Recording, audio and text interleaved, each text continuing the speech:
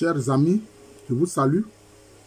Nous reprenons la série sur l'ouvrage de Jean-Philippe Motoumbe Kalala, intitulé « L'origine négro-africaine du savoir grec », le volume 1.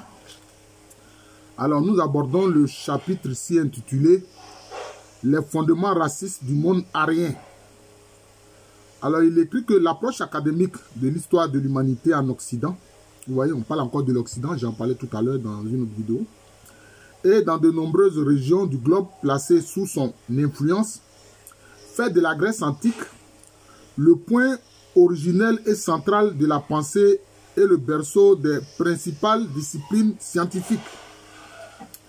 Ainsi, nous avons tous appris sur les bancs de l'école, aux Antilles, en Afrique et ailleurs, que les savants européens antiques, Thalès, Platon, Euclide, Pythagore, etc., ont été non seulement les premiers penseurs de l'histoire, mais aussi les premiers théoriciens dans le domaine de l'investigation scientifique. Mon Dieu. Et ceux qui ont conçu les pyramides avant eux, alors ils sont qui? Ce modèle d'approche historique appelé le modèle arien, par les chercheurs historiens objectifs, a toujours fait la fierté des Occidentaux qui ont trouvé une justification naturelle à leur supériorité raciale, de l'esclavage et de leur domination. S'ils adhèrent à ça, en quoi ils sont différents des nazis? Ils ne sont pas différents des nazis, c'est la même chose. Prenons un exemple précis. Lorsque l'Allemagne fut soumise par Napoléon Ier, vainqueur des Prussiens en 1806, à un blocus continental, les esprits sombrèrent dans le défaitisme. Pour réveiller le nationalisme allemand, un Prussien du nom de Wilhelm von Humboldt, ministre de l'Éducation en Prusse, eut recours à ce modèle historique et l'introduisit à l'école dès 1809. Il expliqua son approche pédagogique par ces termes. Donc on va citer ce que ce raciste allemand a dit. L'étude de l'histoire grecque est donc chez nous une matière très différente des autres études historiques. Les Grecs, pour nous, sortent du cercle de l'histoire. S'il est vrai que leurs destinées font partie de la grande chaîne des événements, ce n'est pas sous cet angle qu'ils nous intéressent. Nous ne comprendrons rien de l'importance du lien qui nous unit à eux si nous commettons l'erreur de la mesurer à l'aune du reste de l'histoire du monde. La connaissance des Grecs n'est pas seulement pour nous plaisante, utile ou nécessaire. Non, le fait est que seuls les Grecs nous offrent l'image idéale de ce que nous voudrions être, de ce que nous voudrions produire. Donc ils ne sont pas comme les Grecs, c'est ce qu'ils voudraient être. Voilà. Chaque pan d'histoire nous apporte un trésor de sagesse et d'expérience humaine. Mais les Grecs nous donnent quelque chose de plus terrestre, quelque chose qui touche au divin. Ils parlent même de divin. Ce passage résume à lui seul toute la philosophie européenne actuelle vis-à-vis des Grecs. Certes, et pourtant on a vu, quand la Grèce, dans les années 90, était en crise, on a vu comment est-ce que l'Union européenne a traité les Grecs, moins que rien. Voilà. Certes, il est normal d'aduler ses ancêtres, mais les propos tenus ici ont une connotation raciste à peine voilée. Si nous commettons l'erreur de la mesurer à l'aune du reste de l'histoire du monde, sous-entendu, les civilisés, c'est nous. Les sauvages, c'est tous les autres sans distinction, peu importe leur mérite. C'est ainsi que l'on aboutit à des salles de classe où, sur les murs, les images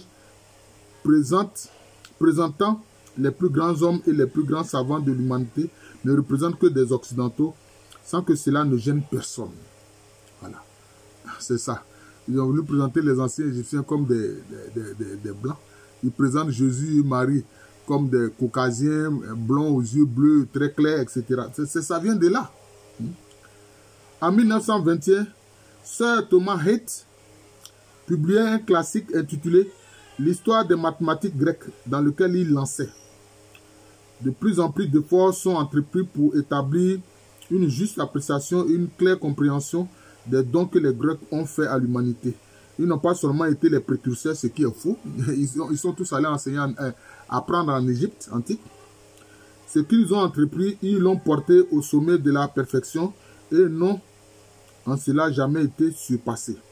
De toutes les manifestations du génie grec, aucune n'est plus impressionnante ou n'impose davantage le respect que celle que nous révèle l'histoire des mathématiques. Les Grecs, ça me fait penser à un ouvrage de l'un de nos maîtres, le professeur Jean-Noël Loukou, qui a écrit les mathématiques chez les Baoulés. Les mathématiques chez les Baoulés. Les Grecs, plus que tout autre peuple de l'Antiquité, possédaient l'amour de la connaissance pour la connaissance. Ouais, Sophia, comme ils disent, la sagesse. Chez eux, ils se ramenaient à un instinct, une passion. Les Grecs étaient une race de penseurs. Mais en glorifiant les Grecs anciens, on va du même coup ridiculiser les autres races pour ainsi démontrer la prétendue supériorité de la race blanche. Alors qu'il n'y a pas de race, il n'y a que des espèces. C'est l'espèce humaine, c'est tout. Pour s'en convaincre, il suffit d'analyser les écrits du comte Joseph Arthur Gobineau. Ah, celui-là, 1816-1882, le pauvre. C'est lui qui a parlé de, pas pratiquement de la lutte des races. Ce Gobineau-là. Diplomate et écrivain français qui en faisait allusion à un Indien d'Amérique. Bon, et il écrivait. Ainsi, si le cervelet du Huron, le Huron là c'est un peuple amérindien, hein. Les Hurons c'est un peuple amérindien, contient un germe d'esprit tout à fait semblable à celui de l'anglais et du français. Pourquoi donc dans le cours des siècles n'a-t-il pas découvert ni l'imprimerie ni la vapeur? Mais ce ne sont pas les Caucasiens qui ont découvert l'imprimerie. L'imprimerie a été découverte par un Chinois. Hein? Qui s'appelle, je crois, Bi Shehen. Voilà. C'est les Chinois qui ont découvert l'imprimerie. Ce ne sont pas les Blancs. Voilà. Gutenberg qui a fait usage de l'imprimerie et puis qui a édité la première Bible. Ce n'est pas lui qui a découvert l'imprimerie. Ce sont les Chinois qui ont découvert l'imprimerie. Vous voyez, comme c'est un pauvre ignorant, ce Gobineau-là. Je serai en droit de lui demander à ce Huron s'il est égal à nos compatriotes, d'où il vient que les guerriers de sa tribu n'ont pas fourni de César ni de Charlemagne, et par quelle inexplicable négligence ces chanteurs et ces sorciers ne sont jamais devenus ni des Homères ni des Hippocrates. Vous voyez comment c'est un ignorant. Il ne sait rien de la civilisation Inca. Il ne sait rien de la civilisation aztèque. Hein? Il ne sait rien de la civilisation toltèque. Hein? Il ne sait rien de la civilisation maya. Et il ne connaît même pas l'histoire et la civilisation des Mayas, la culture des Mayas, de ces Amérindiens. Et puis il parle comme ça. C'est ça le problème. Les Européens, les Occidentaux ne cherchent même pas à connaître les autres. Mais ils n'ont que des préjugés sur eux. Et ils écrivent ça. Vous voyez? Ils ne connaissent pas ils parlent du Huron. Comme si le Huron, c'est le seul peuple amérindien. Alors qu'ils sont des milliers. Ils sont des milliers. Alors, donc, voilà ce que lui répond ici au Motunde. On voit donc clairement que l'histoire est utilisée comme justificatif d'une supériorité intellectuelle et raciale. Il ne s'agit pas de connaître précisément l'histoire de l'humanité, mais d'utiliser le racisme comme une énergie intellectuelle, c'est ça, ou encore comme une force motrice de conquête du monde et par là même des autres peuples. Pour nous conforter dans notre jugement, l'anglais Shelley disait déjà en 1821, nous sommes tous grecs. Nos lois, notre littérature, notre religion, nos arts prennent tous leurs racines en Grèce. Si la Grèce n'avait existé, nous n'aurions pu être encore que des sauvages et des idolâtres. La forme humaine et l'esprit humain atteignirent en Grèce un degré de perfection qui a mis son empreinte sur ses productions irréprochables. Dans des fragments à eux seuls font le désespoir et l'art moderne. Voilà. une perfection qui a diffusé de par le monde un élan que l'on ne pourra jamais briser à travers 1000 canaux, parfois perceptibles, parfois invisibles, qui feront les délices de l'humanité jusqu'à l'extinction de la race. Bon, vous voyez, chaque fois il parle des races. Donc voilà le problème. Alors, le fait que, bon voilà, alors naturellement, la conquête européenne de l'Afrique aidant à ce petit jeu, le nègre en a pris pour son grade. Le très influent économiste anglais David Hume nous donna très tôt je suspecte les nègres et en général les autres espèces humaines d'être naturellement inférieurs à la race blanche. Et ils se plaignent d'Hitler, ils se plaignent des nazis. Or, leurs pensées sont fondées, sont ancrées dans le nazisme et le racisme. Edo Lodge a écrit, il dit le racisme c'est une affaire des blancs. Et il faut savoir que tout ça là qu'on est en train de lire là, ils enseignent ça aux petits blancs dans les écoles. Et ils essaient d'imposer ça dans nos écoles, à nous, en Afrique et ailleurs. Voilà le problème. Il n'y a jamais eu de nation civilisée d'une autre couleur que la couleur blanche. Vous entendez? Ni d'individu illustre par ses actions ou par sa capacité de réflexion. Il n'y a chez eux ni engin manufacturé, ni art, ni science. Alors qu'ils ne les connaissent même pas. C'est ça qui me fait rire. Hein? Vous ne connaissez pas les autres pour vous les juger. Hein? C'est la construction de l'autre, sans son avis. Voilà. Il n'y a chez eux ni engin manufacturé, ni art, ni science. Sans faire mention de nos colonies, il y a des nègres esclaves dispersés à travers l'Europe. On n'en a jamais découvert chez eux le moindre signe d'intelligence. Donc c'est ça. Hein? Et bon, Omotunde cite tous ces gens-là et leur comportement raciste. La race nègre est confinée au midi de l'Atlas.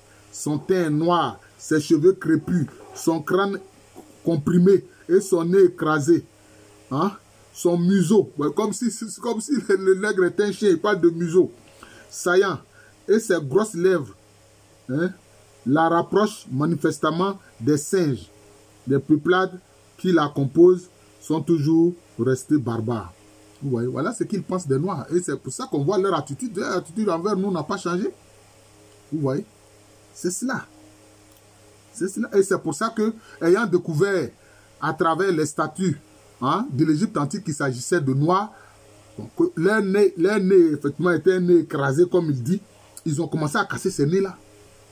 Ils ont commencé à casser ces nez. Ils se sont rendus compte que voilà, ce sont ceux qu'ils traitent de sauvages là. C'est ceux-là qui ont réalisé cette civilisation multimillénaire et incomparable. Ainsi, suivant Hume et ses continuateurs, des millions d'Européens se sont mis à croire que seuls les pays au climat tempéré et une peau blanche offrent les conditions acceptables à l'éclosion de l'intelligence humaine. Voilà, c'est ça le problème. Les Africains déportés lors de la traite négrière européenne ont payé un lourd tribut à cette idéologie. Voilà, mais c'est ça. Bon, on va passer sur certains éléments. Voilà ainsi résumé les idées qui agitent encore aujourd'hui les esprits lorsqu'il s'agit d'apprécier la valeur de notre patrimoine ancestral africain. Et comme ils enseignent ça, ça se perpétue. On a vu dernièrement le général Lecointre dire que oui, que ce qui se passe en Afrique, ce n'est pas acceptable et qu'eux, ils vont venir mettre de l'ordre avec leurs armées. Puisqu'ils ont utilisé les terroristes, comme on dit, behind war, ils se mettent derrière d'autres pour faire la guerre, ceux qu'ils appellent les djihadistes, qui sont en fait des terroristes qu'ils envoient dans nos pays pour déstructurer nos pays. Ils voient que ça ne marche pas. Bon, maintenant qu'ils disent eux-mêmes, ils vont venir. Mais voilà, le capitaine Ibrahim Traoré a dit de venir, qu'ils les attendent. On va voir bien. On va voir. En février 2000, les cahiers de sciences et vie consacraient un numéro spécial aux mathématiques grecques sur lequel on pouvait lire. De nombreux historiens ont désigné la Grèce des 6e et 5e siècles avant Jésus-Christ comme le véritable lieu de connaissance, de naissance des mathématiques. Or, c'est pas vrai. C'est pas vrai, c'est faux. C'est pas vrai, c'est faux. On ne peut pas réaliser ces pyramides sans mathématiques et sans géométrie. Pi, pi 3,14 je crois. Ça a été conçu par les anciens Égyptiens. C'est pas possible quoi. Et il dit maintenant quels historiens. antique, moderne ou contemporain. En fait, la puissance de toutes les loges faites de la Grèce antique et de ses savants doit pouvoir résister à un examen normalement obligatoire et objectif. Celui de l'analyse systématique, historique et scientifique des faits. Or, en s'adonnant à un tel examen, on s'aperçoit vite que l'approche historique que prétend défendre le modèle arien est en fait un leurre et la supercherie qu'elle cache est facilement visible. À propos des leurres, un ancien inspecteur d'académie, Jean Foucault, affirmait: la valeur d'un piège réside dans la qualité du leurre. Ce qui est essentiel, ce n'est ni la manière dont les savoirs se transmettent, ni la qualité des savoirs existants que les dominés pourraient s'approprier, mais les conditions dans lesquelles des savoirs nouveaux vont être produits au plan individuel comme au plan social.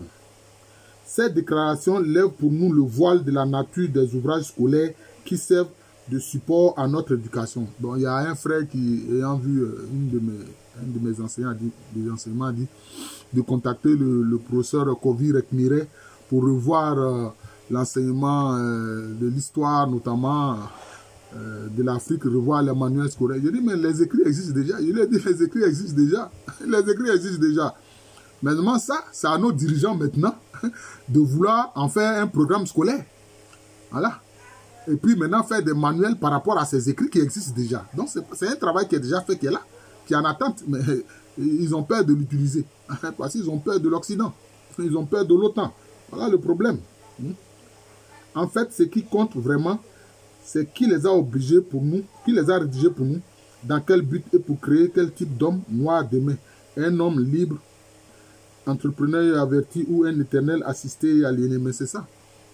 Ils jouent sur le mental, ils veulent créer en l'homme noir le complexe d'infériorité. C'est à ça qu'ils jouent. Voilà le problème, c'est à ça qu'ils jouent. Et bon, ça ne peut pas perdurer. Et aujourd'hui, on le voit, hein, on le voit grâce aux réseaux sociaux. Bon, cela est battu en brèche. Cela est battu en brèche grâce aux réseaux sociaux. Cela est battu en brèche. Voilà, c'est battu en brèche. Regardez ce que Jules Ferry déclarait en 1908, considérant que l'instruction des indigènes fait courir à l'Algérie un véritable péril et même le vœu que l'instruction primaire des indigènes soit supprimée. Voilà, voilà ce que ces gens-là ont fait. Bon, voilà, donc, voilà, c'est ça. Donc, c'est des écrits racistes qui veulent mettre en avant la suprématie de ce qu'ils appellent la race blanche. Or, ce n'est pas le cas. On se rend compte que le blanc, le caucasien, disons l'homme de Cro-Magnon, il apparaît lorsque l'homme noir va dans le Caucase, dans cette région froide, et que finalement alors, du fait du froid, sur une longue période, l'homme blanc naît. C'est une forme d'albinisme en fait. Voilà. Parce que alors il n'a plus de mélanine, et puis s'il fait froid, bon, il n'a pas besoin de mélanine. Voilà, c'est cela. Et nous allons poursuivre cet ouvrage de Motunde Kalala qui est très intéressant. Ce n'est pas pour rien que les Africains soupçonnent, les panafricains soupçonnent qu'il a été empoisonné dans l'avion où il était, où on lui a servi à manger. Et quand il est arrivé à l'aéroport, bon, c'est là qu'il est mort. Parce que c'est ce repas qu'on lui a servi dans l'avion a causé sa mort. Les gens n'ont même pas voulu qu'on fasse une autopsie pour voir, mais bon, de toute façon, ils l'ont tué. Mais il a eu le temps d'écrire cet ouvrage qui est important, qui est intitulé « L'origine négro-africaine du savoir grec », pour dire aux caucasiens et aux racistes, là, la civilisation grecque dont vous êtes si fiers, là, prend son origine chez le nègre que vous détestez, dont vous avez la haine. Voilà, c'est ça.